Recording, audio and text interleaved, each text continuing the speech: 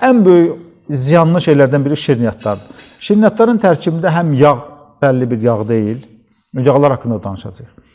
Həm tam olaraq ağardılmış buğda unundan istifadə olunur, nişastasından. Çünki o daha çox şirniyyatı yumuşaldır, köpürdür və karbohidrat vurulur. Bunların hamısı həm ağ un, həm də tərkibində zəngin karbohidrat və həm də ki o yağ ən birinci növbədə yüklədiyi orqan mədaltı vəz olur. Mədaltı vəzinin tərəfindən insulin istehsalı təsəvvürün 4 dəfədən çox qalxır, birdən-birə 4 dəfə qaldırır. Və bu birdən-birə bədəndə bunun miqdarı qutarandan sonra birdən-birə düşür.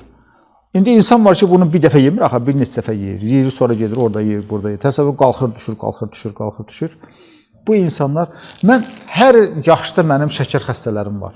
2 yaşından tutmuş, daha 70-80 yaşına qədər xəstələrim var.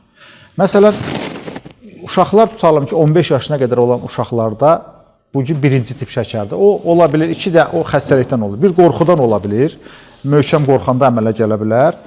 Bir də bunlarla bol-bol qidalananda, bu şirniyyatlarla və koladır, fantadır, bunlarla bol-bol istifadə edəndə mədaltı vəzinin autoimmun xəstəliyi nəticəsində də birinci tip şəkər xəstəliyi əmələ gələ bilir.